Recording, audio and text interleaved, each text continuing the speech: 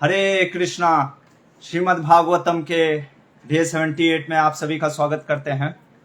विशेषकर हमारे यहाँ पे उपस्थित प्रभु जी, गुरुकुल के बच्चे और ऑनलाइन से जुड़े हमारे प्रभु और माताओं को मेरा प्रणाम। हरे कृष्णा। कल एक विशेष क्वेश्चन किसी ने पूछा कि कल हमने दो वध देखा था भगवान की लीला का। एक था वत्सासुर। वत्सासुर मतलब कहने का अर्थ हो गया कि जो बछड़े के रूप में आया था, ठीक है। और एक बकासुर। ये दो असुर का अगर हम देखें तो हमने पहले ही चर्चा किया है कि हर दिन भगवान जब लीला करने जाते थे बछड़ों के साथ, जो भी गौचारण वत्सचारण लीला, हर दिन एक राक्षस को मारा है।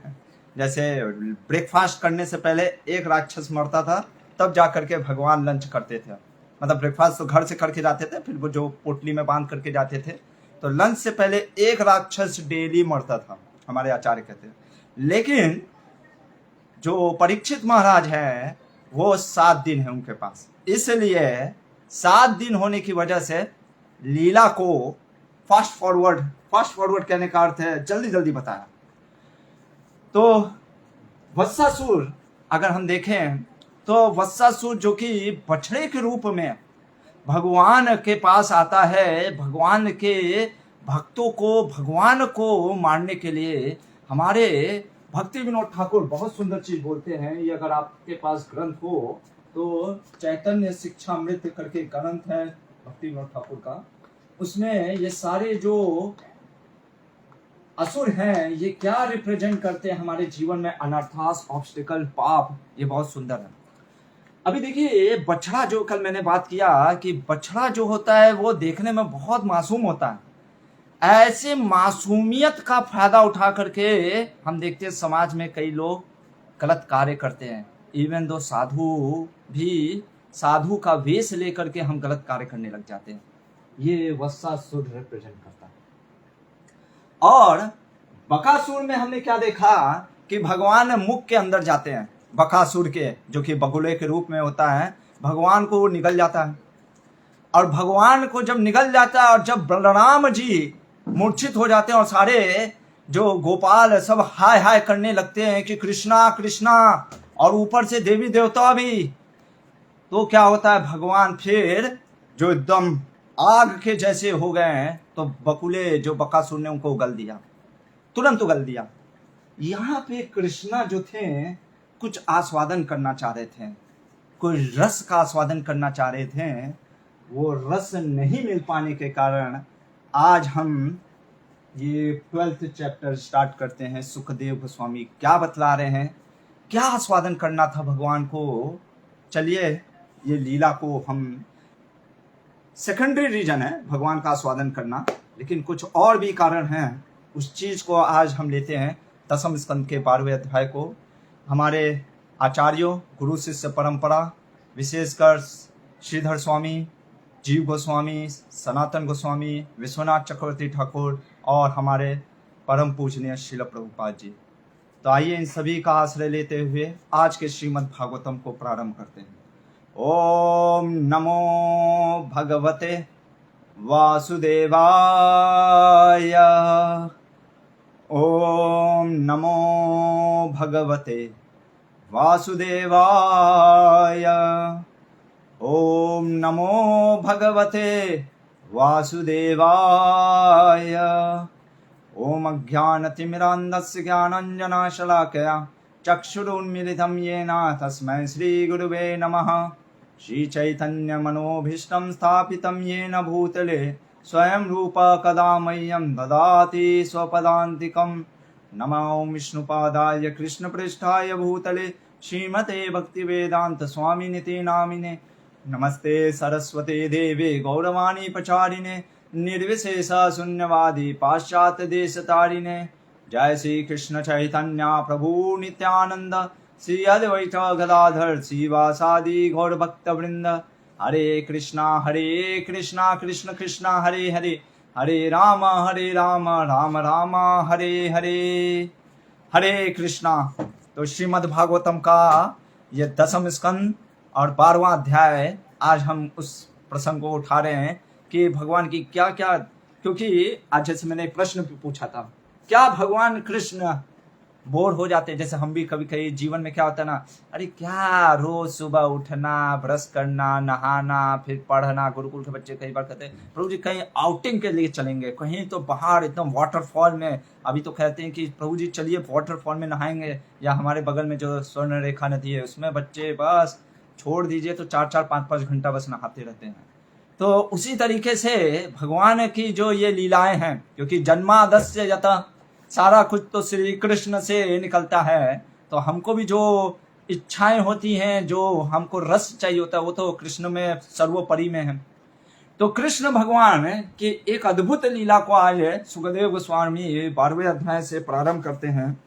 और क्या बोलते हैं सुखदेव गोस्वामी कह रहे हैं, क्वचित वनासाय मनो दधात प्रजा, प्रातः समुत्थाय वयस्य वत्सपान्, प्रबोधयाञ्चिङ्गरवेण चारुणां, विनिर्गतो वत्स उपुरुः सरोहरि। कह रहे हैं, ये 12वें अध्याय का पहला श्लोक सुखदेव गोस्वामी कह रहे, क्वचित एक दिन। वो दिन क्या है? हमारे सनातन गोस्वामी कहते हैं कि ये दिन जो है ऑटम सीजन भगवान का, जैसे हम जानते हैं कृष्ण जन्माष्टमी ऑटम सीजन के लगभग उसी समय आता है जब रेनी सीजन होता है, अगस्त सितंबर के महीने में। तो जब भगवान का 5वां साल ये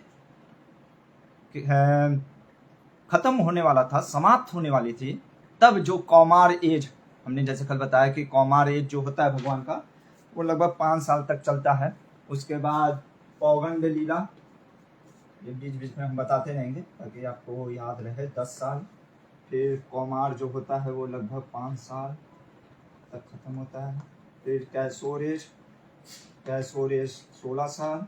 उसके बाद यौवन, भगवान फिर तो हमेशा यूथ ही रहते हैं, कभी उनको बुढ़ापा तो आता नहीं है। तो यौवन, कैशोर, पौगंड, कौमार और बाल्य अवस्था। बाल्य अवस्था लगभग आपका 2.5 साल तक ले सकते हैं, ये होता है। तो ये एक घटना है। क्या घटना हुई? सुखदेव गोस्वामी कह रहे हैं कि जब भगवान ने वत्सासुर और बकासुर, जो कि बकासुर को इसका था भाई, बकी पूतना का भाई था, उसके वध करने के बाद भगवान ने क्या किया? अगर हम देखें, एक दिन हरि, भगवान हरि, जो यहाँ पे हरि कहने का अर्थ है जो हरण कर लें या दूसरे के दुख को हरण कर लें। तो बड़ा आश्चर्य की बात था कि 3 चीज आश्चर्य हुआ।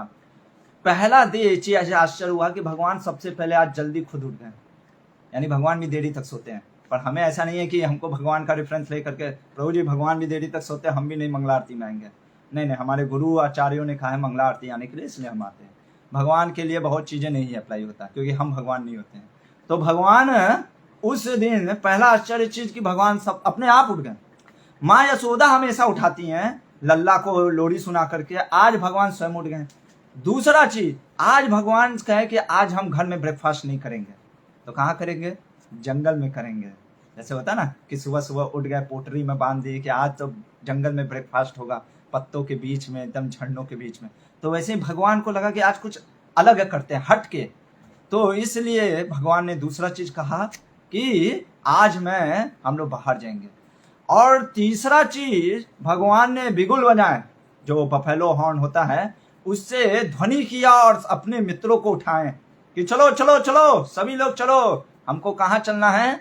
आज पिकनिक के लिए निकलना है।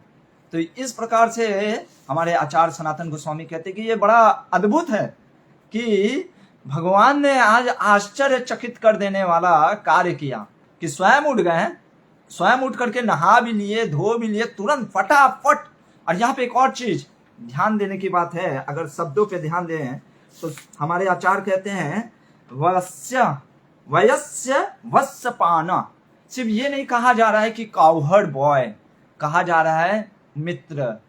किनके मित्र? कृष्ण के मित्र। क्यों? क्योंकि कृष्ण के मित्र कहने का अर्थ इसलिए है कि अगर सिर्फ काउहर्ड बॉय कहते सुखदेव गोस्वामी, तो फिर कहते कि हाँ चल दिए वो लोग, नहीं, पर यहाँ पे वर्णन कर रहे हैं कैसे धीरे धीरे उठे, नहाए, पोटली। और यहाँ पे एक शब्द आ रहा है सीका। सीका कहने का अर्थ होता है, जैसे होता है ना बास्केट जो होता है, अगर आपने देखा होगा, जैसे टोकरी जिसको कहते हैं हिंदी में, तो वो बास्केट में लेकर के खाने में वो सीक में बांध देते हैं, जैसे डंडा होता है, और उसमें कभी कभी गांव में अगर आपने देखा होगा कि लोग लेकर के जाते हैं खाने के लिए, तो उस तरीके से आज भगवान घर में ब्रेकफास्ट नहीं कर रहे हैं। आगे बढ़ते हैं, दूसरा श्लोक। दूसरे श्लोक में सुखदेव गोस्वामी क्या कह रहे हैं? सुखदेव गोस्वामी कहते हैं कि यहाँ पे जो ग्वाल बाल थे कैसे हैं? सहस्रशः। सहस्र कहने का मतलब है 1000, सह मतलब 100, तो 10,000 लगभग इतने ग्वाल बाल थे। आश्चर्यचकित होने की बात नहीं है, क्योंकि भगवान के हम देखेंगे जब ये रास लीला में आएगा, पूरा वैकुंठ भगवान के ब्रज में आ जाता है। आप कहेंगे 84 क्रूस में पूरा वैकुंठ, पूरा ये आध्यात्मिक जगत कैसे आ सकता है? हमारे आचार्य कहते हैं जीव गोस्वामी, यही तो अचिंत्य लीला है भगवान की। जैसे एक बीज में बरगद के बीज में बरगद का पेड़ होता है ना, कोई सोच सकता है वो इस एक बीज में इतने अनंत बरगद हो सकते हैं, बैनियन ट्री? जब वो भगवान ऐसा कर सकते हैं, अरे आजकल लोग चिप में पता नहीं क्या क्या चीज, कितने वीडियोस और सॉफ्टवेयर हम डाल दे रहे हैं, तो वो तो अनंत है भगवान, वो ऐसा क्यों नहीं कर सकते? तो यहाँ पे हजारों जो उनके ग्वाल बाल थे, वो सभी के सभी क्या किए? मित्र प्रेम होने के कारण, स्नेह होने के कारण निकल पड़ते हैं। क्या करते हुए? कुछ अपने हाथ में स्टिक ले लेते हैं, कुछ बांसुरी लिए होते हैं, कुछ बफेलो हॉर्न बिगुल बजाने के लिए रहते हैं, और सभी के आगे आगे क्या चलती है? बछड़े। तो सारे बछड़े, क्योंकि अभी वत्स चरण, अभी भगवान गौचारण के लिए अभी रेडी नहीं हुए हैं, अभी बछड़े ही चरा रहे हैं, क्योंकि दूर तक इनको जाने की अलाउ नहीं है। तो इस प्रकार से वो सभी आगे बढ़ते हैं। अगले श्लोक, तीसरे श्लोक में सुखदेव गोस्वामी कह रहे हैं कि भगवान भी इधर अपने घर से निकले। पहले सारे ग्वाल बाल भी बहुत तेजी से प्रेम के कारण, स्नेह के कारण, रुका नहीं जा रहा था उन लोगों से, वो स्नेह के कारण, प्रेम के कारण निकल पड़े। कहा? वो निकल पड़े सभी के सभी की, चलो भगवान की आज पिकनिक में मौज होगी। तो इस प्रकार से सभी निकल पड़े, और भगवान भी इधर निकले। कुछ तो आगे चले गए थे, और कुछ भगवान जब निकले अपने बछड़ों के साथ, तो इधर जो भी ग्वाल बाल बछड़े थे सभी भगवान से मिल गए। सभी एक साथ जो बछड़े थे, भगवान के बछड़े, भगवान और उनके मित्रों के बछड़े सब आपस में मिल गए। उसी तरीके से भगवान भी अपने गोपाल जो ग्वाल बाल थे उन सब के साथ मिल करके बढ़ने लग गए। चलते चलते अब ये क्या करते हैं, जो ग्वाल बाल होते हैं, इवन दो यहाँ पे हमारे आचार्य कह रहे हैं चौथे श्लोक में सुखदेव गोस्वामी कि मैया ने सभी की माँ ने आभूषण, सोने के आभूषण, तो अलग अलग प्रकार के रत्नों से पूरा समझ लीजिए पाउडर वाउडर लगा करके सब भेजा था। Fair and lovely, fair and handsome, जो भी आप समझिए, सब लगा करके चकाचक। हमारे गुरुकुल में भी कई बार बच्चे एकदम रगड़ते रहते हैं कि छूट जाए कुछ तो रंग एकदम फेयर एंड लवली लगाने से। हम कहते हो इतना अगर तुमको उसमें भगवान के वो गोपी चंदन को रगड़ दो तो शायद प्रेम भक्ति मिल जाए। तो उस तरीके से सब रगड़ रगड़ के भगवान के, और भगवान के जो इतने ग्वाल बाल थे सभी की माँ ने इस प्रकार से भेजा था। लेकिन यही देखिए ग्वाल बाल क्या करते हैं, जैसे ही जंगल पहुंचे, अरे ये सब क्या, ये सब fair and lovely, fair and handsome, इससे क्या मिलेगा? लगाए क्या? मिट्टी, ब्रज की मिट्टी, जहां भगवान ने चरणों में से चला है।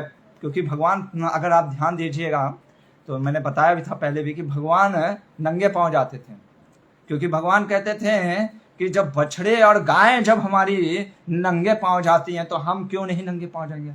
अब आप सोचिए, सहस्रों, हमने बताया कई हजार उनके मित्र जा रहे, तो एक एक मित्र के मान लीजिए एक एक बछड़े ही हों, तो कितने हजार बछड़े, कितने तो बछड़े रुके होंगे ना, हर तो गया नहीं होगा। कुछ बछड़े हमारे यहाँ भी, जैसे कुछ बछड़े नहीं जाते हैं, घास चढ़ते रहते हैं, तो अब इतने बछड़े होने पे सोचिए गाय कितनी, और गायों का प्रोटेक्शन करने के लिए कितने ग्वाल बाल इत्यादि।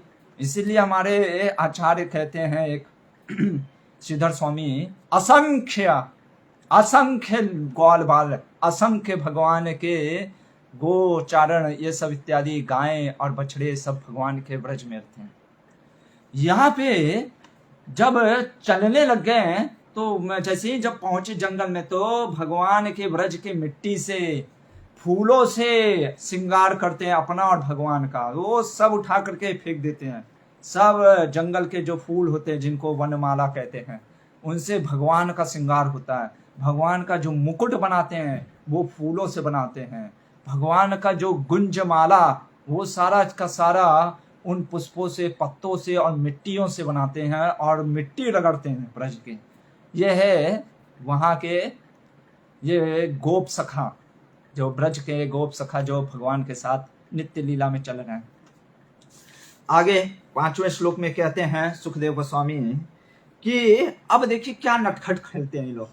तो अभी सब जैसे कुछ बच्चे होते हैं ना हमारे यहाँ पे भी, तो गुरुकुल में तो टिफिन सिस्टम नहीं है। जैसे स्कूल में हम लोग जब बचपन में पढ़ते थे तो सबके टिफिन को खोल खोल के एक लड़के जो शैतान होते हैं ना देखते हैं, अरे तो पता नहीं कैसे उन लोग को पता चल जाता था। कुछ बच्चों को नाक इतना तेज होता है, हाँ इसके में चाउमीन है, तो बस उस बच्चे को किसी तरीके से हटाते हैं कि अरे तुमको टीचर बुलाने जाओ, देखो।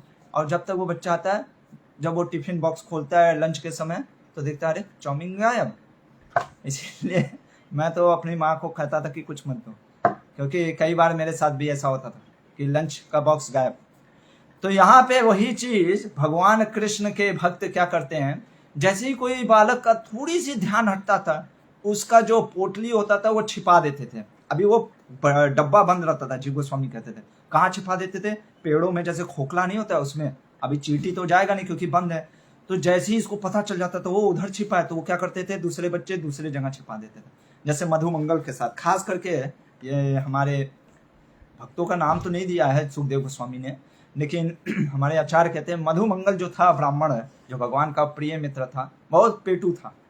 तो एक बार मधुमंगल क्या करता है, मधुमंगल के लड्डू लाया होता है, मोतीचूर का लड्डू, ठीक है, एकदम पैक करा करके घी में एकदम बना हुआ, और वो सोचता है कि आज मैं कृष्णा और मैं खाऊंगा।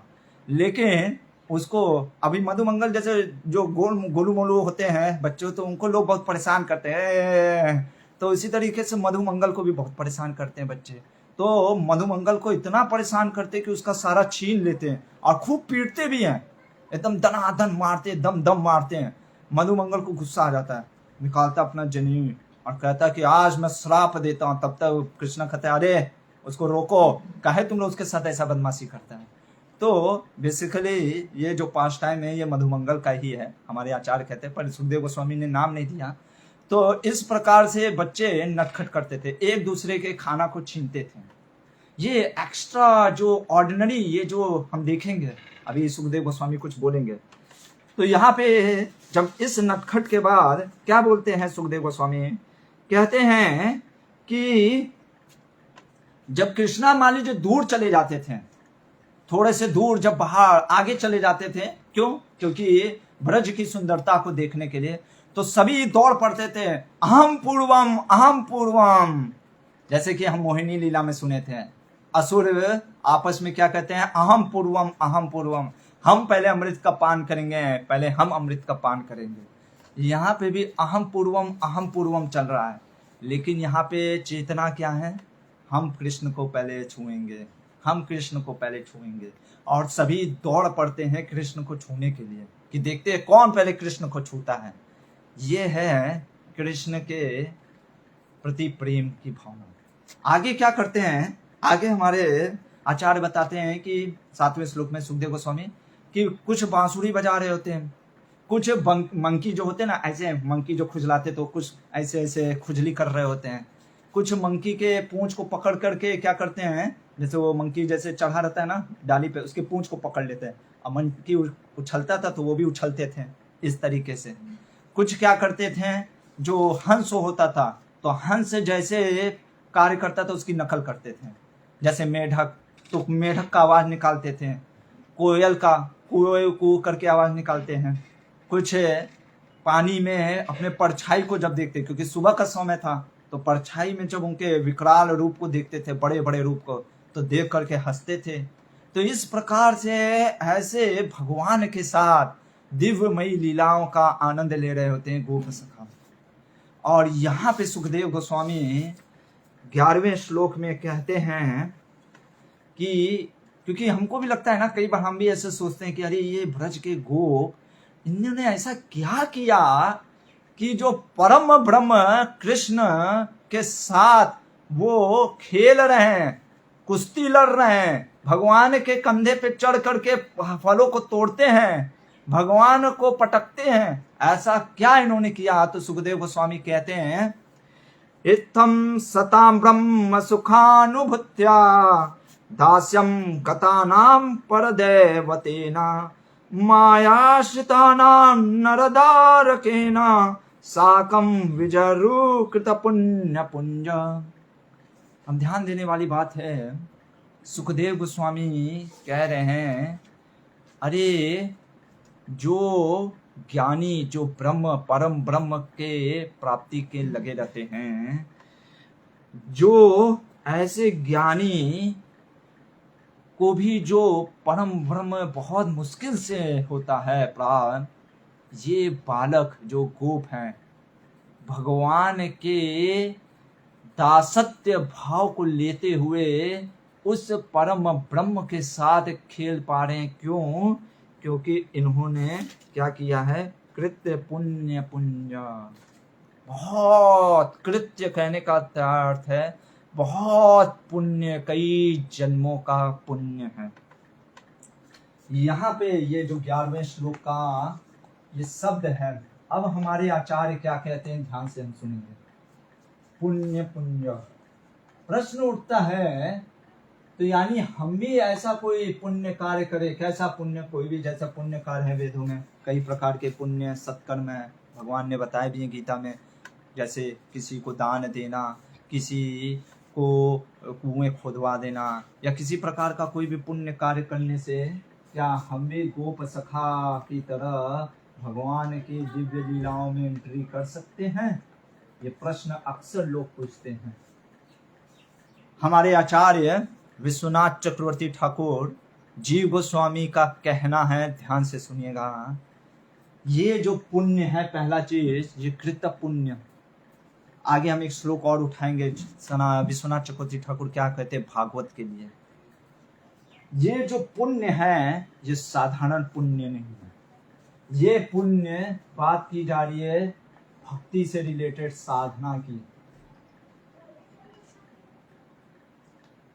ये भक्ति से रिलेटेड साधना की। जब तक व्यक्ति भगवान के भजन में सिद्ध नहीं हो जाता, हमारे आचार्य कहते हैं श्रवणम, जब तक उसका भगवान की कथा में रुचि नहीं हो रहा है, ये सब चीज जो पुण्य, जैसे हम भागवत सुन रहे हैं, शिन्वताम स कथा पुण्यम, हम कहते हैं ना कि जो कृष्ण का ये कीर्तन है ये पुण्य है, ये पुण्य की बात की जा रही है। जब भागवत के श्रवण ऐसे भक्ति से, भक्ति स्वीकृत पुण्य की बात की जा रही है, ना कि कोई भी अन्य पुण्य की बात की जा रही है। और कई जन्मों का ऐसा पुण्य होने के बाद हम ऐसे गोप सखाओं के क्या कर सकते हैं, उनके पद चिन्हों पे चलते हुए उनका आश्रय ले सकते हैं। और ये तो भगवान के नित्य सिद्ध हैं। इसलिए यहाँ पे सुखदेव गोस्वामी यह बतलाना चाह रहे हैं कि ये भक्ति है, ये कोई साधारण पुण्य नहीं है। पर ऐसे शब्द क्यों लेते हैं, ये हम अभी कुछ ही देर में बतलाने वाले हैं। श्री हमारे विश्वनाथ चक्रवर्ती ठाकुर ने कुछ एक बहुत सुंदर पहले वर्ष में ही बोला था, जो आज मुझे दिखा इस श्लोक में, तात्पर्य में, तो वो हम देखेंगे अभी कुछ ही देर में।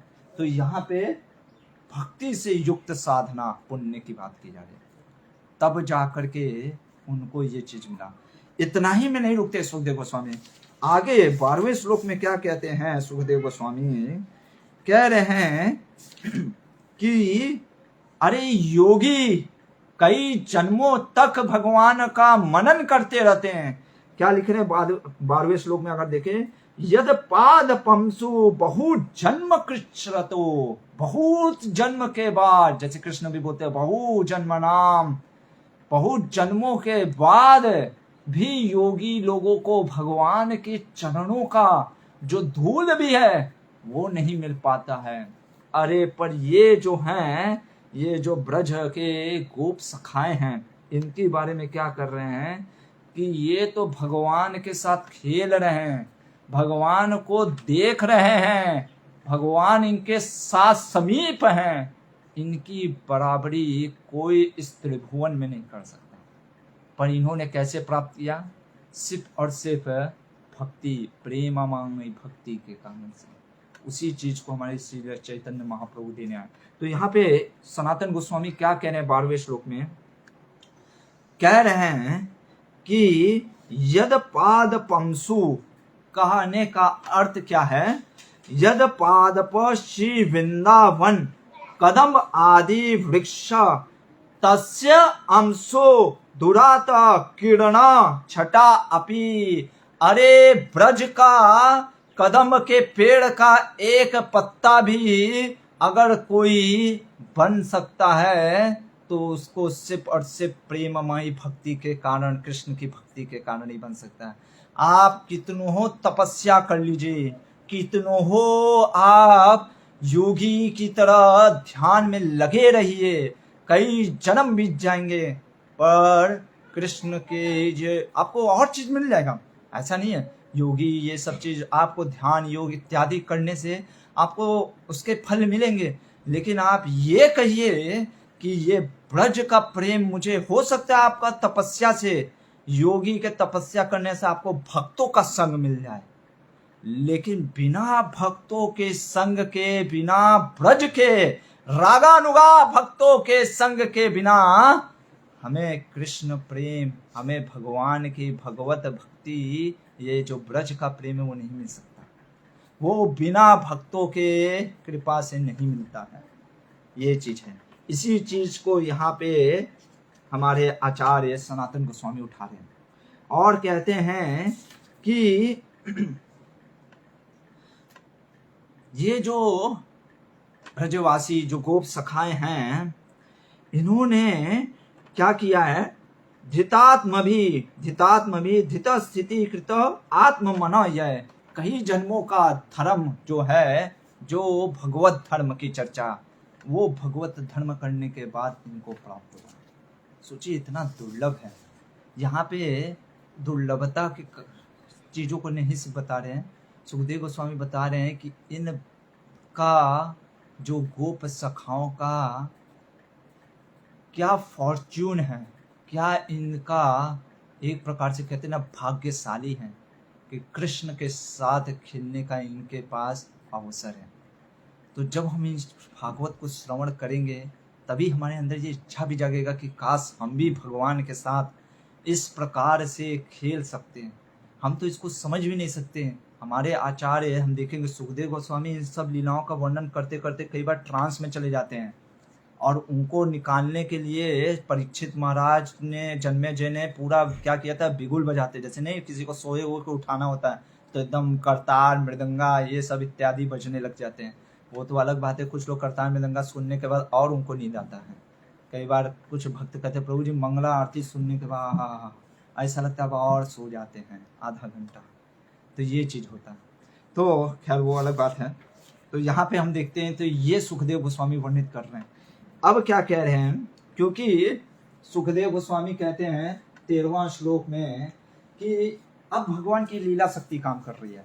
लीला शक्ति सोचती है कि अरे ये तो दिन भर खेलते रहेंगे इस तरीके से, कभी कुछ ना कुछ करेंगे। अभी बच्चों को जब वो खेलते हैं तो उनको भूख प्यास नहीं लगता है, उनको कुछ भी याद नहीं आते हैं, लेकिन उनको पढ़ने के लिए बैठा दो तुरंत प्रभु जी भूख लग रहा है, प्रभु जी प्यास लग रहा है, प्रभु जी ये आ रहा है, लेकिन खेलते वक्त उनको कुछ भी याद नहीं रहता। उसी तरीके से है यहाँ पे ब्रज के जो गोप सखाए भगवान के साथ खेल रहे होते हैं, तो लीला शक्ति भगवान की सोचती है अरे ये लोग खाएंगे कब, भोजन कब करेंगे, भोजन कब करना है। इसलिए लीला शक्ति क्या करती है, भगवान की लीला शक्ति भगवान के लिए क्या करती है, एक डीमन, एक राक्षस को भेजती है। कौन है वो राक्षस, तो यहाँ पे कहते हैं कि अघासुर। अघा, अघा मतलब कि अनघा होता है ना, तो अघा जो कि पाप, एक तरीके से पाप का पुंज कह सकते हैं। अघासुर वो क्या करता है, जिसकी मृत्यु की इच्छा अरे देवता भी करते हैं। और देवताओं का वर्णन किस प्रकार से सुखदेव गोस्वामी कह रहे हैं कि नित्यम यद अंतर निज जीवेते पूस भी कि, और पीतामृतेर अपि अमरे प्रतीक्षते। देवता जो कि हमेशा अमृत का पान करते रहते ना, वो भी अघासुर के मृत्यु की सोच रहे हैं। हमारे आचार्य कहते हैं श्रीधर स्वामी कि कारण क्यों ऐसा बोला सुखदेव गोस्वामी ने। सुखदेव गोस्वामी कह रहे हैं अरे कृष्ण प्रेम जो है ना, कृष्ण भक्ति, कि कोई देवता अमृत भी पी ले, पर कृष्ण भक्ति इतनी महान है, जब तक कृष्ण भक्ति का टेस्ट नहीं लगाए ना, उसके अंदर इच्छा हैंकरिंग हमेशा लगा रहता है। हम देखते हैं कि हम कुछ भी प्राप्त कर ले जीवन में, लेकिन जब तक कृष्ण की भक्ति, प्रेमा भक्ति नहीं ली, तब तक ये भौतिक सुख हमें सुख नहीं दे सकते। यहाँ पे अघासुर जो है वो वहां पे पहुंच जाता है। अच्छा, पहुंच करके क्या करता है, अभी इसका वर्णन क्या कर रहे हैं 14वें श्लोक में। सुखदेव गोस्वामी कह रहे हैं कि भाई है, किसका, छोटा भाई है, बकासुर और बकी पूतना का भाई है। अच्छा, इन दोनों का भाई होने के साथ साथ कंस ने भेजा था अघासुर को। क्या कह रहे हैं कि कंसा अनुशीसत, कंस के द्वारा भेजे जाने के कारण वो वहां पे आता है और ये सोचता है, देखिए क्या है, अघासुर देखता है कि उसको अच्छा नहीं लगता है। जैसे होता ना निर्मत्सरानाम, मत्सर, मत्सर कहने का मतलब होता है जैसे ईर्ष्या का अलग होता है। मत्सर मतलब जैसे हम किसी के प्रति द्वेष भावना रखना, जिसके अंदर कोई भी गलत कार्य नहीं, उसने मेरे साथ कभी कुछ नहीं किया, फिर भी हम किसी को देख करके द्वेष भावना होता है ना।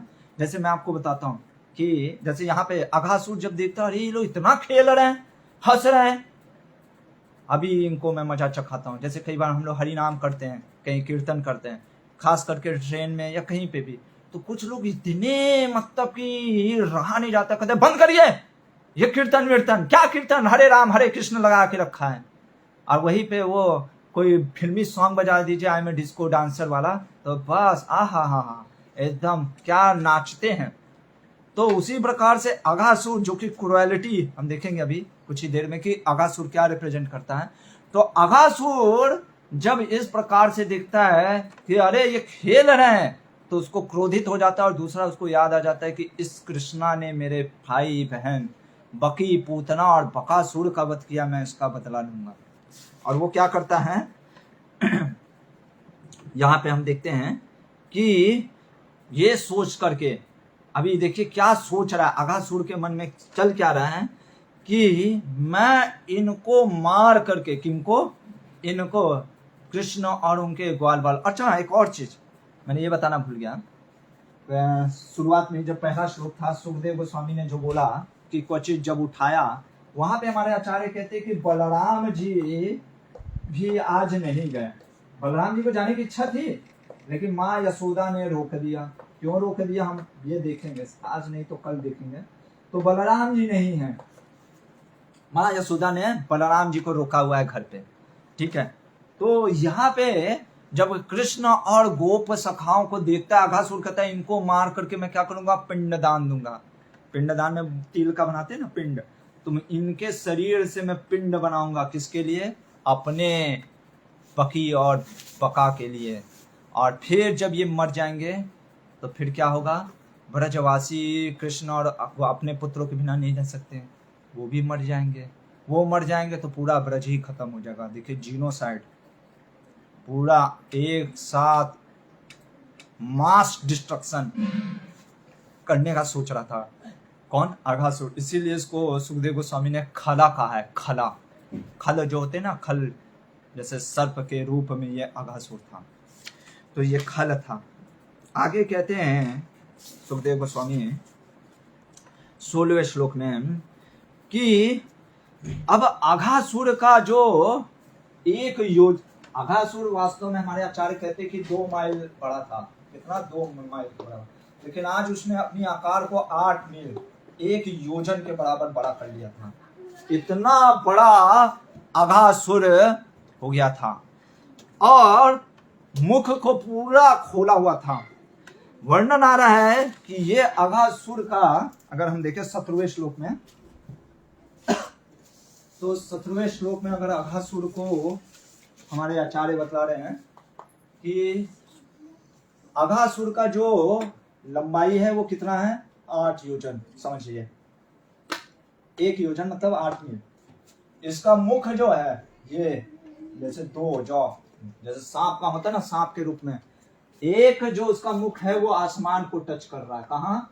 आसमान को। दूसरा जो मुख है वो कहाँ टच कर रहा है? वो जमीन पे। ठीक है। अब जो फैंग होता है, जो दांत निकला ऐसे निकलता है ना, जो सर्प का, वो ऐसा लग रहा है जैसे पर्वत की क्या है? चोटी है। ठीक है। जीव जो निकाला हुआ है अघासुर, वो ऐसे लग रहा है कि 4 लेन का रोड है, 8 लेन चौड़ा रोड बना है। एकदम भगवान गवर्नमेंट ने एकदम टकाटक रोड बना दिया 8 लेन का, वैसा रोड है। एकदम चिकना, रबर की तरह, मक्खन की तरह एकदम। बस ये कि वो लाल लाल दिख रहा है। ठीक है ना? सोचिए इतना बड़ा। और हवा क्या निकल, क्योंकि ये सांप, अगर मैंने तो कभी ध्यान से इतना मुंह उसका लगा करके देखा नहीं, उसका गंध निकलता है, हवा निकलता है। उसके मुख से जो हवा निकल रही है ना, वो ऐसे तेज, जैसे लू चलता है ना, वैसे एकदम तेज हवा, अग्नि का जैसे हवा चल रहा है। और खूब खाया है। जैसे आप कभी कभी हम लोग खास करके जो लहसुन प्याज खाते हैं उनका मुंह को सूंघना, कैसा मुंह बदबू आता है लहसुन प्याज के जैसा, ऐसा। या कोई जो मांस मछली खाते ना, तो उनके मुख से वैसे। तो ये भी खूब खाया था, कुछ भी खाया होगा, मटन चिकन बिरयानी ये सब। तो ऐसा उसके पेट से सुगंध आ रहा, किस चीज का? मटन बिरयानी ये सब का। ठीक है ना? टाइगर वाइगर सब खाया होगा, तो उसका सुगंध आ रहा है। ये है अघासुर, इतना बड़ा सुर, द वर्ल्ड डेडलिएस्ट स्नेक। दुनिया का आज से पहले ऐसा सर्प, एनाकोंडा ये सब तो कुछ नहीं है। 1000 एनाकोंडा को तो ऐसे ही खा। अरे आप सोच रहे हैं 8 मील, 1 मील बराबर मान लो 1 किलोमीटर भी ले लें, 1.2 कुछ होता है। 8 किलोमीटर तक लंबा सर्प है कोई दुनिया में, जिसका मुख आसमान तक। मतलब कि अभी हम देखेंगे आगे के श्लोक में, आप कहेंगे प्रभु जी क्या बोल रहे हैं? मैंने सुखदेव गोस्वामी बोल रहे हैं कि ऐसा लगेगा ना कि जैसे सूरज जो है आग, देखते हैं क्या बोलते हैं सुखदेव गोस्वामी, ऐसा वर्ल्ड का डेडलिएस्ट स्नेक है। अभी हमारे यहाँ महाराज आए थे, इंद्रद्युम्न स्वामी महाराज, बच्चों को बता रहे थे कि 10 मिनट में, नहीं 2 मिनट में अगर 10 पिराना मछली जो होती है ना, पूरे एक आदमी को खा सकती है। सोचिए, ये तो अघासुर फिर कितना 1 सेकंड में कैसे वो, मतलब। और कितने बच्चे गए हैं आपको मैं पहले ही बता चुका हूँ, सहस्रों। अभी देखते हैं कितने जाते हैं। ये है अघासुर। अब अघासुर क्या करता है तो वो इस तरीके से मुख पूरा फैला करके एकदम शांत अवस्था में रहता है। तो उसको लगता है कि सब आएंगे। 18वें श्लोक में सुखदेव गोस्वामी क्या कह रहे हैं कि इसको देख करके जब गोप सखाओं ने देखा, कर अरे हम तो कभी देखे नहीं थे ब्रज में ऐसा सुंदरता। सही में अचानक से आप मान लीजिए यहाँ से रांची हम लोग कहीं जा रहे हैं, यहाँ से मुरी मान लो, रास्ते में अचानक से एक बहुत बड़ा जैसे दिख गया होटल टाइप का, या ये कब खुल गया, तो उसी तरीके से आश्चर्यचकित एकदम। और इसके बाद वो बात करने लग गए आपस में सब मित्र। अभी क्या कह रहे हैं, कुछ मित्र कह रहे हैं कि अरे मौज है, चलो चिकना। अब वो जीव चिकना होता है ना, तो उस पर अरे फिसलेंगे एकदम, जैसे आजकल लोग नहीं डाइव मारते हैं, हमको लग रहा है यहीं से सब निकला है, जो ऐसे दौड़ करके डाइव मारना, ऐसे सन्न से सरकना, वो सब। तो वैसे ही बच्चे कहते अरे इसमें सरकेंगे, कुछ तो कहते अरे मौज होगा, पूरा पत्थर पहाड़ से कूदेंगे। तो कुछ बच्चे जो मतलब गोप सखा होते कहते नहीं नहीं नहीं नहीं, ये तो मुझे कुछ राक्षस है, मतलब राक्षस नहीं, उनको लगता है कि सर पे, और हाँ आंख, आंख का तो वर्णन नहीं किया, तो जो आंख होती है, आंख ऐसा लग रहा था लाल लाल जैसे अग्नि कुंड के जैसा, ये देखने में प्रतीत हो रहा था। तो कुछ बच्चे कहते नहीं नहीं नहीं नहीं, बाप रे बाप डेंजरस है, देख नहीं रहे हो क्या है ये। तो आपस में सब चर्चा करने लगते हैं, इस तरीके से बात करते रहते कि क्या करना चाहिए। तभी अचानक से वो देखते हैं कुछ जो उसमें से विद्वान होते हैं, अब मंडली होता है ना, कुछ कहता है अरे डर गया क्या, चल डरपोक कहीं का कुछ होता है ना, जैसे कहता है डर गया बस इतना ही, ऐसा तो बहुत कहता कि ये करूंगा वो करूंगा, बाहर जाकर के सूसू करने का तो वो दम नहीं है, और तू कर ये कर दूंगा। तो उसी तरीके से सब आपस में कह रहे होते हैं।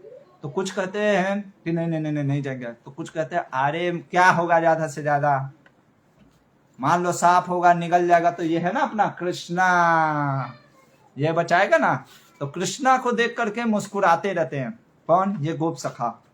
क्योंकि हमारे आचार्य कहते हैं क्यों मुस्कुरा रहे हैं, क्योंकि कृष्ण को देख करके इसलिए मुस्कुराहट हो रही है उनके मन में, वो सोचते हा कृष्ण का क्या रूप है। और फिर उनको ध्यान आता है अरे बकासुर को भी कृष्ण ने ऐसे फाड़ दिया ना, तो वैसे इसको भी फाड़ देंगे, इसमें क्या, अरे चलो घुसते हैं बस, कोई टेंशन नहीं, चलो चलो जिसको नहीं घुसना है वापस जाओ। अरे तुम लोग तो, हमारे आचार्य कहते हैं गोपाल चंपू में जीव गोस्वामी कहते हैं, ये सुबल बुबल जो थे ना, ये थोड़े से मतलब ज्यादातर आगे सब में कौन रहता था, श्री राम होता था, और बाकी जो मित्र होते थे, सुबल और मधुमंगल थोड़े से मतलब वो जैसे नहीं होते, भगवान में भी कुछ ओ नहीं नहीं नहीं हमें नहीं करना चाहिए, हमें चोरी नहीं करना चाहिए। तो सुबल वैसे, सुबल वो कहता था नहीं नहीं नहीं हम नहीं जाएंगे, अरे डरपोक कहीं, चल मैं दिखाता हूँ, अभी देख मैं ऐसे जाता हूँ, वहां पे खेलेंगे मस्त एकदम मक्खन लगा करके।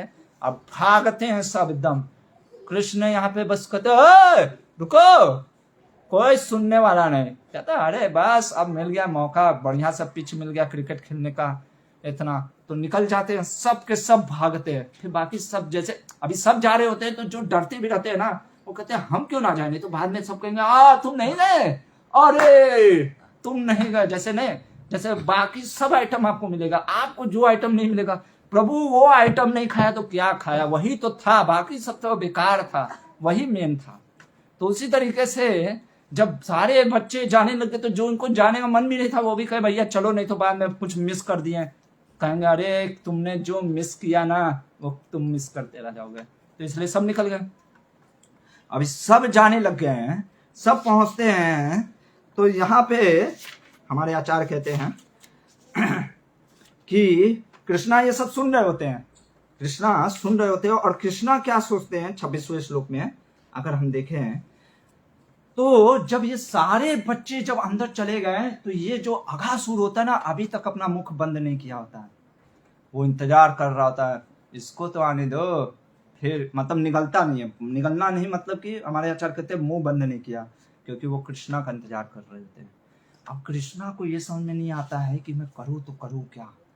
यहाँ पे 27वें श्लोक में अगर हम देखें, तो कृष्ण ये चिंता में हो जाते हैं, ओहो अभी ये जो मेरे मित्र हैं कहीं ये, क्योंकि मर ना जाए अघासुर के, लेकिन इनको बचाया भी कैसे जाए, इस कारण से उनके अंदर जो लीला शक्ति है वो करुणा रस उत्पन्न हो जाता है। अब यहाँ पे एक प्रश्न उठता है कि भगवान यानी यहाँ पे हमको दिख रहा है कि स्वतंत्र यानी पूर्ण तरीके से शक्तिमान नहीं है, तभी ना, क्योंकि भगवान रोक रहे हैं तो ये लोग कैसे भाग रहे हैं। यहाँ पे बहुत चीजें उठाया हमारे आचार्यों ने। पहला चीज हमारे आचार्य कहते हैं, विश्वनाथ चक्रवर्ती ठाकुर यहाँ पे था, बहुत सुंदर चीज कह रहे हैं, संस्कृत में मैं पढ़ रहा हूं आपके लिए, क्या कह रहे हैं हमारे विश्वनाथ चक्रवर्ती ठाकुर, फिर मैं बताता हूं। कह रहे हैं यन्मोहिनीत्वं स्तुमस्तत्तत्रेव भक्ते अनुकूलेनार्थेन स्वभक्त वर्गानंदार्थम तत्प्रतिकूलेन नाथेन असुर संग व्यामोहनार्थम मोहनित्वं च गेयम। क्या कह रहे हैं, मैं जानता हूं आपको नहीं समझ में आया, मुझे भी नहीं समझ में आया, लेकिन कई बार बोलता हूं इसलिए क्योंकि सामने वालों को बताने के लिए कि भाई हमारे आचार्यों ने संप्रदाय जो है वो बोनाफाइड है। नहीं तो आजकल लोग पता नहीं क्या क्या निकाल रहे हैं कि प्रभुपाद जी बोनाफाइड आचार्य नहीं है, भक्ति सिद्धांत सरस्वती ठाकुर बोनाफाइड आचार्य नहीं, जैसे वही तो बोनाफाइड हैं वो लोग, ठीक है ना। तो इसलिए कई बार बोलना पड़ता है ये सब चीज़ें। तो यहाँ पे हमारे आचार्य विश्वनाथ चक्रवर्ती ठाकुर कहते हैं कि जो भागवत है ना वो मोहिनी मूर्ति के जैसे हैं। जैसे मोहिनी रूप जो भगवान का था ना, वो क्या की, असुरों को मोहित कर दिए।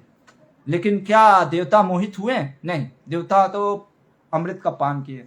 वैसे ही ये भागवत जैसे कृत पुण्य, हमने देखा पुण्य ऐसे वर्ड, यहाँ पे ये देखना, अरे भगवान भी सोच में पड़ गए कि क्या करना है, यानी वो सर्वशक्तिमान नहीं है। एक्चुअली में ये भक्ति के रस को बढ़ाने का है भागवत जो है ना। इसलिए हमारे आचार्य कहते ना, भागवत विधि वास्तव में ना पंचरात्र की विधि के भी ऊपर है। इसीलिए भागवत का अगर कोई श्रवण करता है, ये ऐसा पुण्य है, यही पुण्य है। और किसी की रुचि जाग गई भागवत के प्रति, तो सोचिए वो भी भगवान के साथ हो सकता है। हम उनकी लीला पढ़ेंगे कि हमारे जैसे जगदीश प्रभु यहाँ पे से कैमरा देख रहे हैं, तो मान लीजिए जगदीश प्रभु को जाग किया, 10वीं में पढ़ता है अभी ये बालक, जाग किया किसी बहाने की, अरे मेरे को भी भगवान के साथ खेलना है। तो सोचिए हो सकता है कि अगले भागवत में हम बात करेंगे कि जगदीश प्रभु भी भगवान के साथ खेल रहे हैं। ये रुचि श्रवणम पुण्य, ये पावर है भागवत का। हमको समझ में नहीं आता कि अरे क्या चल रहा है भागवत में, क्या है। भागवत में बहुत पावर है। ये मेरा खुद का भी अनुभव है, मेरा तो कुछ भी ज़्यादा अनुभव नहीं है, लेकिन सही में भागवत का पावर है। रुचि अगर, क्योंकि ये भागवत जो शृण्वतां स्वकथा कृष्ण पुण्य श्रवणम कीर्तनम, पुण्य जो कीर्तन है ये भगवान का बहुत अद्भुत है। तो ये मैं बतला रहा था, क्या मैं बतला रहा था कि हाँ, तो ये जो विश्वनाथ चक्रवर्ती ठाकुर कहते हैं, ये भक्ति रस को बढ़ाने के लिए। एक्चुअली में भगवान चाहते थे कि वो जाएं, लेकिन बाहर से दिखा रहे थे कि नहीं जाएं, और इसलिए वो विडंबना करके दिखा रहे। वो ये भगवान की लीला शक्ति है, ये समझना बड़ा अचिंत्य है। ये भक्ति भगवान की इन दशम स्कंद की लीलाओं को ना, मैं कहूंगा जब तक व्यक्ति भक्त नहीं बनेगा नहीं समझ सकता। वो प्रश्न उठा देगा, अरे ये क्या भगवान सर्वशक्तिमान नहीं है, देखो बच्चों को रोक ही नहीं पाए। अरे रोक देते हैं तो फिर उनके अंदर वो करुणा रस कैसे आता भगवान का उनके मित्रों के प्रति। और देखेंगे तो ये लीला शक्ति है भगवान की। आगे श्लोक में बोलते हैं हमारे सुखदेव गोस्वामी 28वें श्लोक में कि भगवान अब ये सोच में पड़ गए। क्या सोच में पड़ गए? कि मैं दो कार्य भगवान के पास है, एक तो इस राक्षस को भी मारे, क्योंकि भगवान कहते अरे ये सिर्फ सांप नहीं राक्षस है, लेकिन कोई सुनने वाला नहीं। कहता अरे कोई सुन ही नहीं रहा है, कृष्णा वहां से बोल रहे कोई सुन नहीं रहा, सब अपना मस्ती में एकदम खेलेंगे खेलेंगे खेलेंगे, खेला हो बे। तो उस तरीके से। और दूसरा चीज क्या बोल रहे हैं कि सब ये सोच रहे हैं कि जैसे भगवान ये सोच रहे हैं कि अभी इसको मारूं कैसे और अपने मित्रों को बचाऊं कैसे। तो वो सोच करके भगवान क्या करते हैं, कहते हैं बस अब कुछ नहीं रह गया है, मुझे भी क्या करना पड़ेगा। और भगवान उसका अब चलो। और जैसे ही चलते हैं सब, भगवान जैसे ही अंदर घुसते हैं, अघासुर का मुख बंद, और इधर सारे देवता ये क्या हो गया, और सब छिपे होते हैं बादल के। क्यों? क्योंकि बाहर नहीं निकल सकते ना। कंस कहेगा अच्छा तुमको ज्यादा प्रॉब्लम हो रहा है, आओ बेटा। तो इसलिए सब एकदम अंदर। इंद्र विंद्र, कंस का बहुत बड़ा, हम एक्चुअली में कंस को बहुत आसान समझते हैं। कंस का अगर पढ़ेंगे गर्ग संहिता में, ये एक एक असुर को उसने मार मार के अपना मित्र बनाया है। ऐसा नहीं कि कोई अपने से बन गया, सबके साथ। कहता था मित्र बनेगा, कहता था क्यों तुम्हारे सामने झुको, आ जा, लबालब 28 दिन 30 दिन तक घमासान दमादम चल रहा है। फिर बाद में कहता था तुम्हारा मित्र बन रहा हूँ। इस तरीके से इन लोगों को बनाया था। तो जब अघासुर को ऐसे देखा कि भगवान गए अंदर, सारे ब्रज के, अभी आप कहेंगे अरे देवता तो जानते कि ये तो परम पुरुष है, परम भगवान है। वो तो है, वो है। बच्चा कितनों भी बड़ा हो जाए, माँ क्या नहीं बोलती बेटा खाना खा लिया, बेटा आज हुआ क्या। अभी माँ को पता है कि उसको पता है कि कैसे करना है, लेकिन वो प्रेम होता है ना भगवान का। वैसे जो ये देवता है भगवान के ऐश्वर्य को जानते, फिर भी थोड़ा बहुत प्रेम रहता है।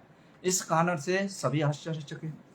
अब क्या होता है कि जब ये सभी कृष्ण जो होते हैं, अभी जब सब हल्ला मचने लगता है तो भगवान तो अंदर रहते हैं, तो भगवान सुनते रहते, कहते ओ हो, अब तो कच करना होगा। तो भगवान अपने आकार को बढ़ाने लगते हैं, इतना बड़ा आकार कर लेते हैं। अघासुर भी अब देखता है आकार बढ़ाने लगता है, भगवान भी आकार बढ़ा रहे हैं, अघासुर भी आकार बढ़ा रहा है। सोचिए पहले वो आसमान तक था, पता नहीं कहाँ तक चला गया अघासुर, वर्ल्ड का डेडलीस्ट स्नेक। तो भगवान भी आकार बढ़ा रहे हैं, कितना वो बढ़ाएगा, कहाँ तक बढ़ाएगा। भगवान तो योगेश्वर है, तुम बढ़ाते जाओ, हम भी बढ़ाते जाएंगे, बढ़ाते जाओ, एक जगह पे तो सीमित हो जाओगे तुम। भगवान तो अपना लेकर के चल देंगे। वहां पे वो रुक गया। और अभी जैसे होता है ना, कभी कभी अगर गले में कुछ फंस जाता है तो लोग मर भी जाते हैं, इसीलिए कहते हैं ना खाते वक्त बोलते नहीं है, क्योंकि कुछ अचानक से ये विंड जो पाइप होता है उसमें फंस जाए। तो वैसे ही गले में अभी चोक हो रहा था, एकदम अटक गया, जैसे मान लो कोई तरबूज का गोला अटक जाए यहाँ पे, तो क्या होगा। तो वैसे ही चोक होने लग गया, तो उसका आंख अब जैसे दम घुटने लगता है तो आंख नहीं निकलने लगता, ऐसे बड़ा हो जाता है, ऐसे बाहर जैसे सॉकेट जैसा निकल जाता है। कुछ लोग का तो आंख ऐसे ही रहता है, देख करके डर लगता है। तो वैसे ही आंख बाहर निकल गया और एकदम ऐसे, और कुछ ही देर में मर गया। अभी प्राणवायु जो होता है, जो कि लाइफ एयर, वो निकल नहीं पा रहा होता है। तो कहाँ से निकलता है, ब्रह्मरंध्र जो होता है, फोड़ करके फटाक से आवाज आता है, कहाँ, सांप का, और फाड़ करके जो आत्मा जो कि सूक्ष्म शरीर होता है वो फाड़ करके प्राणवायु यहाँ से निकलता है। इधर भगवान क्या करते हैं, सारे जो गोप सखा सब मूर्छित पड़े होते हैं, क्योंकि सब अंदर क्यों मूर्छित हुए। हमारे आचार्य कहते हैं कि सारे के सारे आचार्य कह रहे इस कारण से नहीं कि वो मूर्छित हो गए, ओ वहां पे कुछ हो गया, गड़बड़ हो, किसी का पेट खराब हो गया, अरे क्या हो गया, कहाँ चले आए, नहीं। और बहुत से अंदर गए थे, लेकिन जब गुफा, क्योंकि एकदम अंधेरा दिख रहा था ना, तो जब वो अंधेरे में गए तो उनको बाहर अंदर कुछ ज्यादा अंदर तक नहीं गए ग्वाल, लेकिन वो सब मूर्छित इसलिए हो गए क्योंकि कृष्ण के विरह में। किस चीज का विरह, उनको इस चीज का दुख नहीं था कि आज मेरी मृत्यु हो गई, इस चीज का दुख था कि अरे आज शरीर खत्म हो गया, अब कृष्ण के साथ कैसे खेलेंगे। हम मरते वक्त ये सोचते अरे हाँ कौन लेगा मेरा 5 लाख का प्रॉपर्टी, अरे मेरा पैसा कहाँ गया, अरे वहाँ पे ड्रीम 11 में पैसा अच्छा लगा हुआ है, कैसे पैसा उसमें से निकलेगा, ये सब ध्यान आता है। ये भगवान के जो ब्रज के गोप सखा है वो सोच रहे हैं अब कृष्ण के साथ कैसे खेलेंगे। इस विरह के कारण कुछ मूर्छित हो गए, कुछ मृत्यु की अवस्था में आ गए थे। जो भी था, हमारे आचार्य कहते हैं भगवान ने बस उन सभी को देखा, मात्र देखने से क्या हुआ, सभी फिर से संचार हो गए और सभी फिर हो गया, सब निकल जाते हैं बाहर, सब भागने लगते हैं, भूल जाते हैं, और सब बाहर निकल करके जाते रहते हैं। और जब जाते रहते हैं निकल करके तो भगवान भी निकलते हैं, और जैसे ही भगवान निकलते हैं वैसे ही जो दिव्य ज्योति होती है वो जा करके मिल जाती है, कहाँ, कृष्ण के शरीर में। अब यहाँ पे भी हमारे आचार्य कहते हैं, सनातन गोस्वामी, जीव गोस्वामी, सभी का कहना है वास्तव में सायुज्य मुक्ति नहीं मिली सायुज्य मुक्ति, क्योंकि सायुज्य मुक्ति मतलब कि ब्रह्म ज्योति में मिल जाना वो आत्मा का परमात्मा से नहीं। फिर ये क्या था, हमारे आचार्य कहते हैं वास्तव में ये भगवान का ही दिव्य तेज था, जो कि दुनिया को लग रहा था कि अरे उसका तेज है। और दूसरा चीज, दुनिया को अभी आपको दिखलाना है कि उसको सायुज मुक्ति मिली कैसे, हम बताएंगे। कुछ तो दिखना चाहिए ना, कुछ तो दिखेगा कि वो उसमें मिलन हो रहा है, तभी ना हम पता कर सकते हैं कि वो मुक्ति हुआ है। इसलिए दुनिया को गुमराह करने के लिए, इसीलिए कहा ना मोहिनी मूर्ति है भागवतम। इसको इसीलिए विशेषकर हमारे आचार्यों का से ही सुनना चाहिए, नहीं तो कहीं से भी सुनेंगे तो गलत अलत निकालेंगे कि वो सायुज्य मुक्ति मिल गया। सायुज्य मुक्ति नहीं मिलता, क्योंकि अगर ऐसा होता तो 38वें श्लोक में सुखदेव गोस्वामी नहीं बोलते हैं।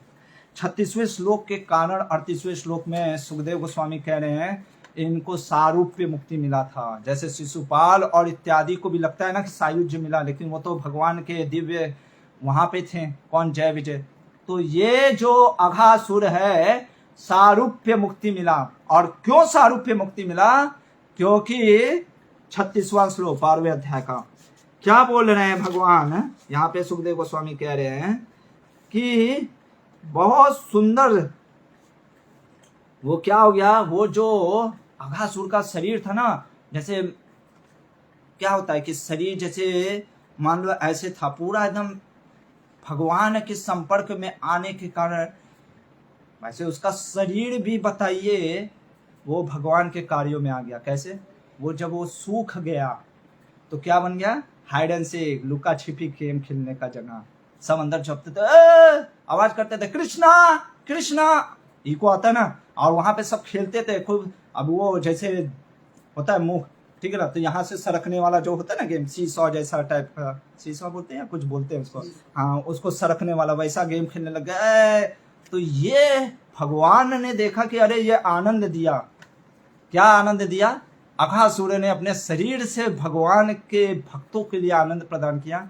इसलिए विश्वनाथ चक्रवर्ती ठाकुर कहते हैं अघासुर सारूप्य मुक्ति को प्राप्त कर गया, यानी भगवान के जैसा चतुर्भुज रूप को लेते हुए वैकुंठ चला गया।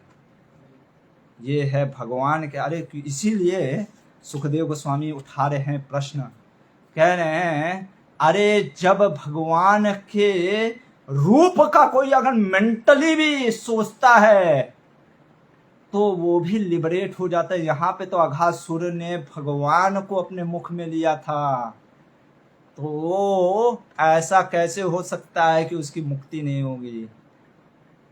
और ये तो कृष्ण जो अवतरित हुए हैं, ये तो अंशियों के भी, सारे अवतारों के अवतार हैं यहाँ पे। इसलिए ये जो अघासुर है ये सारूप्य मुक्ति को प्राप्त करता है। और सुखदेव गोस्वामी यहाँ पे कहते हैं, क्या कहते हैं उससे पहले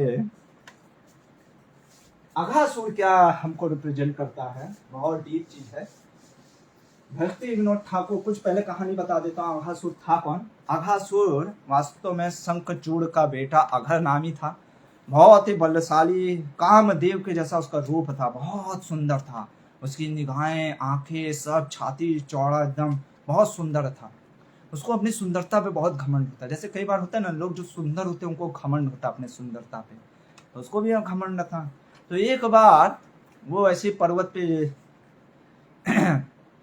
अष्टवक्र मुनि, किसी पर्वत का याद नहीं है नाम आ रहा है, वहां पे वो जाता है और देखता है अष्टवक्र मुनि को। और अष्टवक्र मुनि मतलब कि 8 जगह से जो टेढ़े हैं, ठीक है ना, जो झुके हुए हैं, इनको देखे बुढ़ा का 8 जगह से झुके हो। तो इस तरीके से जब उनको ऐसे चिढ़ाता है, हंसता है, तो अष्टवक्र मुनि को बुरा लग जाता है। वो कहते हैं मैं तुझे श्राप देता हूँ, मैं तो 8 जगह से टेढ़ा हुआ था ना। अभी सांप जो होता है वो कैसे टेढ़ा चलता है ना, ऐसे रेंगते हुए ना, तो तू सांप बन जा। और सांप बन करके जो टेढ़े टेढ़े जब चलेगा तब तुम्हें पता चलेगा टेढ़ापन क्या होता है। ये देख करके तुरंत उसको समझ में आता है बड़ा, जब आदमी गलती कर देता तब उसको समझना था। इसीलिए कई बार होता है ना, थप्पड़ देना पड़ता है, लात के भूत बात से नहीं मानते हैं। तो उसी तरीके से वहां पे क्या होता है, अघासुर जो होता है वो, मतलब ये अघा, वो पैर पकड़ता है अष्टवक्र मुनि को। अब मुनि क्या होते हैं, फिर क्षमा भी कर देते। साधु संत होते ना, वो उनका उद्देश्य श्राप दे करके आपको हमेशा के लिए दंड देना नहीं, बस आपको अंदर वो उससे पाप से निकालना, अहंकार जो भी है। तो अष्टवक्र मुनि के श्राप से फिर जब वो मुक्ति के लिए कहते हैं कि जब कृष्ण भगवान आपके मुख में आएंगे तब आपका मुक्ति हो जाएगा। और ये अघासुर जो है ये रिप्रेजेंट करता है क्रूएलिटी। हमारे आचार्य कहते हैं क्रूएलिटी कहने का अर्थ है ये ऐसा दुष्ट है ना, ऐसा दुष्ट है। जैसे खला लोग होते हैं ना, तो क्रूएलिटी जो होता है वो इनवर्सली प्रोपोर्शनल टू कंपैशन होता है। तो हमारे भक्ति विनोद ठाकुर कहते हैं यदि जीव के प्रति आपका कंपैशन नहीं है ना, विशेषकर हमारे श्रील प्रभुपाद जी कहते हैं ना कि सही रूप में कंपैशन क्या है, भगवत का प्रचार करना, किसी को भक्ति देना, भजन कराना, ये वास्तव में रियल कंपैशन है। जब हम कंपैशन नहीं कर रहे हैं, भले ही भक्ति भी कर रहे हैं भगवान का, हमें जीवों के प्रति दया नहीं है, तो हम क्रूएल हैं अघासुर के जैसा। और अघासुर जैसे दूसरे को देख करके उसको होता है ना, कुछ लोगों को आनंद आता है कि मर जाए या इसके साथ कुछ बुरा हो जाए। अगर ऐसा स्वभाव हमारा अंदर है तो हम भी अघासुर को रिप्रेजेंट कर रहे हैं। ये घटना होने के बाद सुखदेव गोस्वामी क्या बोलते हैं, अगर हम देखें सुखदेव गोस्वामी कहते हैं क्या, सूत गोस्वामी कहते हैं कि परीक्षित जो भगवान 39वें श्लोक में सुखदेव गोस्वामी क्या कहते हैं, एक चीज बोल देते हैं। सुखदेव गोस्वामी कहते हैं कि ये जो घटना हुई, इस घटना के होने 39वें नहीं, सॉरी, सुखदेव गोस्वामी एक मिनट में बताता हूँ सुखदेव गोस्वामी ने कहा बोला।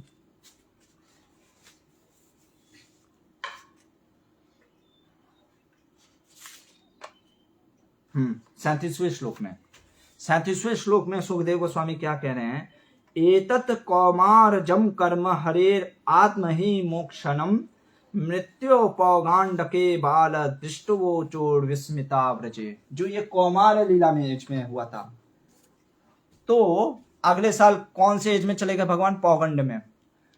तो हमारे सुखदेव गोस्वामी कह रहे हैं कि ये घटना होने के एक साल बाद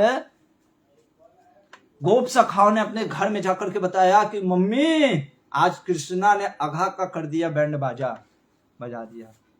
तो परीक्षित महाराज को ऐसे बोल करके सुखदेव गोस्वामी फिर बताने लग गए कि भगवान की महिमा के बारे में। सूत गोस्वामी कहते हैं परीक्षित महाराज के रुके, आप फास्ट फॉरवर्ड कैसे बढ़ गए हैं, ये बताइए आखिर एक साल के बाद क्यों बताए। अभी जैसे हम आज मारे हैं किसी को, या कोई आज हमारे गुरुकुल में घटना हो, बाद में एक साल बाद बताओ प्रभु जी एक बताए, वो पिछले मतलब कि ऐसे बताएं कि अरे क्या हुआ था, तो हम कहेंगे अरे वो तो एक साल पहले हुआ था ना। तो सुखदेव गोस्वामी कह रहे कि ये बच्चे जब घर गए ग्वाल बाल, अपने माता पिता को ऐसे बताए कि जैसे कि अभी हुआ है, लेकिन बीत गया था एक साल। आखिर उस एक साल में ऐसा क्या हुआ था कि बच्चों ने एक साल के बाद ऐसे बोल रहे हैं। परीक्षित महाराज कहते हैं इसमें भी कृष्ण की कोई शक्ति है। क्या है वो शक्ति, कल हम देखेंगे इसके आगे, जो कि अद्भुत प्रसंग है। ग्रंथराज श्रीमद् भागवतम की जय, श्रील प्रभुपाद की जय।